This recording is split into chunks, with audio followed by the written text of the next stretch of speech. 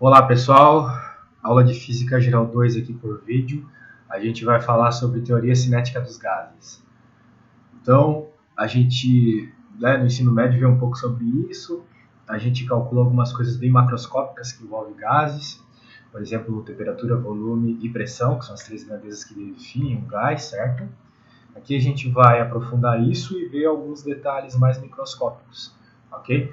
Vamos entender primeiramente, né, o que significa essas três grandezas microscopicamente. A gente pode entender o volume de um gás como a capacidade, a liberdade que os átomos têm de fluir em um determinado espaço.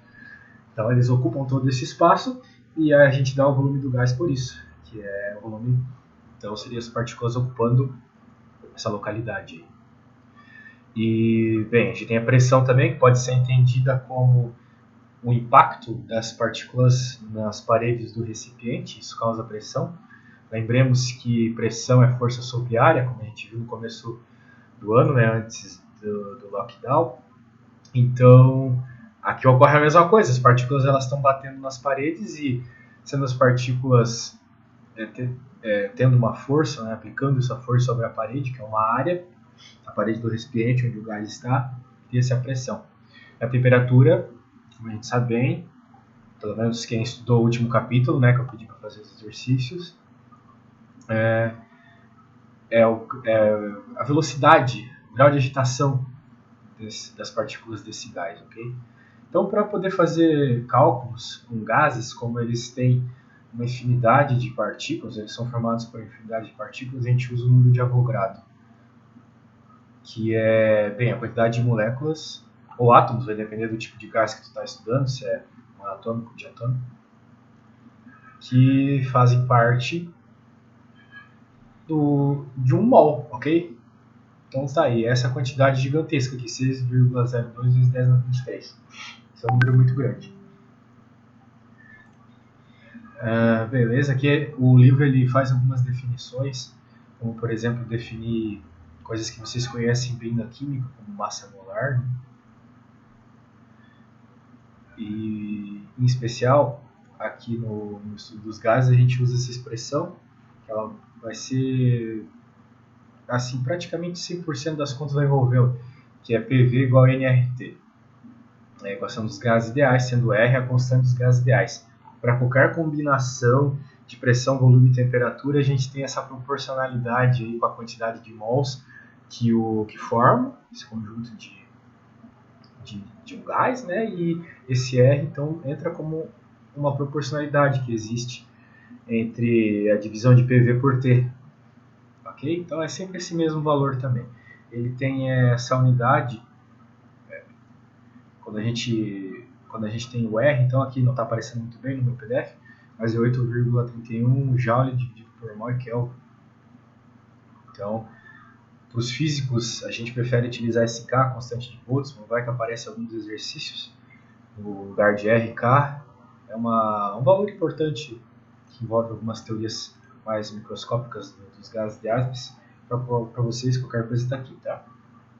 Então, agora o que realmente importa é a mão à massa, né? Quando a gente quer calcular energias envolvendo esse gás, ou seja, questões sobre trabalho, transferência de calor e por aí vai. Aplicação da primeira lei da termodinâmica, em outras palavras. Quando vocês estudaram isso no ensino médio, talvez agora nos últimos exercícios, vocês lembram que se a gente tem um gráfico de P por V, o formato da curva indica qual foi o trabalho do gás, certo? Ocorre que nem sempre a gente tem uma curva fechada. Às vezes a gente tem um processo como esse aqui, onde tentamos controlar a temperatura do gás e ele fica a uma temperatura constante durante todo o meu processo de expansão, por exemplo. Ocorre que, bem, a temperatura é constante, mas as outras grandezas, pressão e volume, não. Então elas têm uma curva característica assim dessa forma. A gente chama essas curvinhas de isotermas, ok? Durante todo esse caminho a temperatura é a mesma, certo? Mas se eu quero calcular o trabalho, que é algo tão usual quando eu estou estudando gases ideais, como eu faço? Bem, a gente vai ter que utilizar a integral. Lá, quando a gente calculava a área do quadradinho no gráfico pressão por volume, a gente estava considerando a área sobre a curva, menos a área sobre a curva de baixo, fechando assim a área do quadrado. Aqui a gente não tem um quadrado, mas a gente tem uma curva. Então, para calcular a área sobre a curva, a gente já está acostumado a fazer integrais, né? Espero que vocês estejam, pelo menos. Ok? Então, se a gente substitui a expressão do gás ideal, a gente chega nessa relação para um processo isotérmico que envolve o Ln dos volumes. Ok? Então, é uma equação bem usual. Vocês vão ver direto aí. Falou que é processo isotérmico, pediu trabalho, já sabe que é essa expressão com Ln. Ok? Então, trabalho a volume constante e a pressão constante. Bem, volume constante é aquela velha característica do trabalho, né? O trabalho, ele é uma força que funcionou, né? Por isso que eu até falo para o pessoal da primeira fase de Física 1, que é mais interessante pensar no trabalho como a expressão em inglês, o significado em inglês da palavra work, por isso que a gente usa W, porque o work em inglês é funcionar também, né? Então é uma força que funcionou, que a gente aplicou e ela fez algo se movimentar. Se não chegou a movimentar nem as paredes do recipiente onde está o gás, então não teve trabalho. Por isso que sem variação de volume, trabalho igual a zero. Ok? E, bem, se o volume varia, enquanto a pressão do gás é mantida constante, a gente tem essa expressão clássica aqui, né? Vocês estão acostumados aqui, fizeram provavelmente alguma conta envolvendo isso no vestibular para entrar no IFC. Ok? Então, bem, aqui um exemplinho, né, que ele caracteriza, que está falando de um oxigênio, fala que tem uma determinada temperatura e pressão, aumenta essa temperatura e o volume reduziu. Utilizamos a equação dos gases ideais. Veja, a equação dos gases ideais, ela tem essas características interessantes para valores constantes, porém, a gente tem que entendê-la como uma equação de estado, ok? Num primeiro estado, ela tem que respeitar essa expressão. Num segundo estado, também, ok? Mas, como NR é o mesmo para qualquer estado, para qualquer gás, então a gente pode igualar dois estados. P1V1 dividido por T1 é igual a PFVF dividido por TF, né? Ou seja, pressão vezes volume dividido por temperatura inicial vai ser sempre para o mesmo gás, pressão final vezes volume final dividido por temperatura final. Então, como ele deu várias informações e pediu qual é a pressão final, simples, só substitui e pronto. Ok? Então, maravilha. Veja que é só substituição. A expressão dos gases ideais ela é muito interessante. O Halliday ele gosta dessa parte aqui de velocidades dentro do gás. Eu digo para vocês, não vamos focar muito nisso não, ok? Então, essa velocidade aqui é uma espécie de velocidade média das partículas. Não vamos nos preocupar muito com essa expressão. Aqui, nesse assunto de energia cinética de translação, acho importante vocês levarem em conta uma coisa, né? Veja, nem todos os gases eles são monatômicos, ok?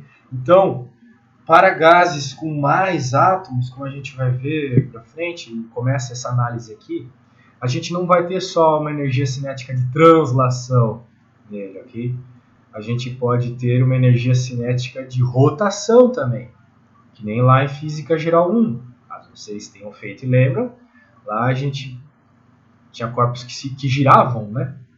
Os corpos rígidos. A gente falou um pouco disso também esse ano, né? Na primeira parte lá de hidrostática. Então, o fato dele poder girar, lhe dá mais um grau de liberdade, certo? Então, aqui nós temos essa explicaçãozinha rápida, tá? Sobre a característica que alguns gases têm de terem mais energia devido à forma das suas moléculas. Então, por exemplo, um gás monatômico ele não vai ter essa energia de rotação, porque ele é monatômico. Tem como rodar em torno de um eixo, onde dois átomos estão unidos, né, como uma molécula de O2, por exemplo. Ok?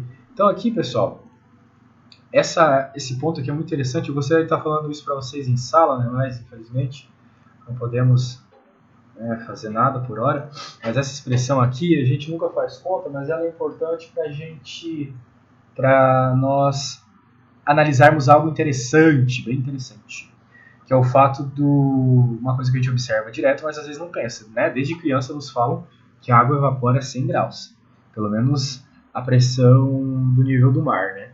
Já devem ter dito para vocês que em cima da serra a água ela demora um pouco mais para... Na verdade, o fato de em cima da serra ter menos pressão faz a água evaporar mais rápido. Estava me equivocando, pensei em outra coisa, pensei numa palavra de pressão. Mas né, o fato de ter menos pressão sobre a água faz ela evaporar mais rápido. Menos forças fazendo ela ficar coesa em líquido. Ok? Isso é um fato interessante, né? A gente usa a panela de pressão para cozinhar mais rápido, por quê? Porque a pressão mantém as moléculas de água mais presas, assim fazendo a temperatura de evaporar a água dentro da panela de pressão, com a pressão altíssima lá, ficando bem alta. Então a água vai ficar mais quente, porém líquida, o que faz o alimento ficar cozido mais rápido, ok? Pois não evapora, o que não permitiria o cozimento. Então vamos observar uma coisa bem interessante aqui, a distribuição de Maxwell-Boltzmann. Ela é uma distribuição que envolve as velocidades associadas à pressão aqui, a temperatura, né, gases ideais, estamos falando dessas três grandezas. Mas o que aí tem de interessante aqui? O fato que essa distribuição que dá a característica microscópica nas velocidades de um gás ideal explica um fenômeno que a gente vê novamente desde pequeno, que é o fato de a gente colocar uma roupa no varal e a água que está na roupa evapora, ela seca. E ela não seca só porque a gravidade está puxando a água para baixo, mas ela seca. Mas a água da roupa com certeza não chega a 100 graus. Então por que isso acontece? Se desde pequeno a gente escuta que tem que chegar a 100 graus. Bem, por causa da distribuição. Veja que nem todas as partículas estão com a mesma velocidade. Percebam no gráfico aqui. Algumas são mais rápidas, outras são mais lentas. Sendo assim, as partículas que são mais rápidas, com um leve vento ou um pouco de energia que vem do Sol, elas recebem então energia suficiente para aumentar a sua velocidade e evaporarem essas poucas partículas. Então, aos poucos, essa curva vai achatando. Não gosto dessa expressão, né, baseada em umas coisas de ultimamente, mas essa curva vai achatando, então ao achatar, a característica física do que ocorre é a evaporação da água da roupa. Então, ela evapora, a água evapora a menos de 100 graus por causa das características microscópicas dos gases ideais, considerando a água um gás ideal ali na roupa. Maravilha. Então, né, por que quando venta, seca mais rápido? Porque, bem, o vento ele aplica mais momento nessas partículas, então a velocidade delas aumenta e elas saem por essa característica. Não por nenhuma característica de temperatura ali do ambiente. Né? Se tiver um dia frio pra caramba, mas tiver vento, mesmo assim a roupa seca. Interessante. Então, bem, mais algumas características de velocidade aqui. Digo, não vamos focar nisso, ok? Vamos focar mais nas expressões de gás ideal, trabalho para um gás ideal e refazer esses exemplos. Aqui eu acho interessante esses calores específicos molares de um gás ideal, também vamos estudar. Né? Temos as expressões aqui de energia interna, outra grandeza, que a gente viu ali na primeira lei da termodinâmica, que vai ser bem importante no próximo assunto, que envolve entropia. Okay? Então aqui a gente tem o calor relacionado a um processo em volume constante, e tem essa expressão. Vamos ter uma parecida à pressão constante aqui. Okay? Então, dependendo do processo que está ocorrendo, a gente usa uma expressão ou outra. Essas constantes têm uma relação entre si, que envolve, precisamente, a nossa constante dos gases ideais, que foi apresentado a vocês lá no começo da aula. Okay? Então, veja que interessante essa tabela aqui. Ela nos mostra que a energia interna para alguns gases aqui, ela tem expressões diferentes. E isso está associado, novamente, com o fato de ser um gás monatômico ou atômico. Percebam? Então, essa aqui é um quadro geral das expressões que a gente vai ter para os nossos gases. Pois esses valores de CE, de CV e CP estão associados com o tipo de gás que a gente tem, se é monatômico, se é diatômico, ou outros vários tipos, né, com mais átomos. Então, a gente tem expressões diferentes, pessoal. Olha aqui. Então, não levem em conta isso também na hora de resolver os exemplos. Aqui os graus de liberdade, como eu falei para vocês. Veja que se é uma partícula monatômica, ela tem 3 graus de liberdade de translação. O que isso significa? Que dentro de um gás, ela pode se mover nas 3 direções, né? X, Y, Z. Uma diatômica, ela tem 2 graus de liberdade de rotação também. Pelo fato de acontecer aquele processo de rotação dentro da partícula em si, né? As duas bolinhas estão... Vamos imaginar o átomo como uma bolinha, né? Novamente, química do ensino médio. Elas têm essa possibilidade de rodar uma em volta da outra. Então, 2 graus de rotação aqui. O que perceba, muda os valores de calor específico para a gente. Ok? Bem, efeitos quânticos que a gente deixa para lá. É um assunto bem complexo para vocês, né? Vocês são engenheiros, são mais práticos. Então, aqui, para finalizar, quando a gente tem processos adiabáticos, né? Calor igual a zero, a gente tem essas expressões aqui para os gases ideais também. E apareceu um gama aqui em cima do nosso volume, que está associado com os graus de liberdade do nosso gás. Se é um gás monatômico, diatômico, veja, pois ele o formato desse gama está relacionado com as constantes ali que eu falei de pressão e volume constante, né, os calores. Então, quando a gente tiver um problema como esse, a nossa expressão de gás ideal muda um pouco, tá, pessoal? Tem que ter esse gama ali em cima. Ok? Então, pessoal, acho que é isso. Bem rápido mesmo, infelizmente, né? A gente está nessa situação. Espero que as aulas voltem logo. Em agosto quero ver vocês todos de novo. E é isso. Eu peço que vocês deem uma lida no capítulo. Tentem rever os exemplos. Refaçam, sem olhar. Essa tabela aqui é muito importante para mostrar todas as expressões possíveis para esse estudo de gases, né? E, então é isso, pessoal. Se tiverem dúvidas em alguma questão teórica, podem me perguntar também. Para a semana que vem a gente começar uma listinha. Semana que vem eu vou fazer outra aulinha para vocês e pedir uma listinha breve desse capítulo e do próximo. Tá? Então é isso, muito obrigado pela atenção, até a próxima.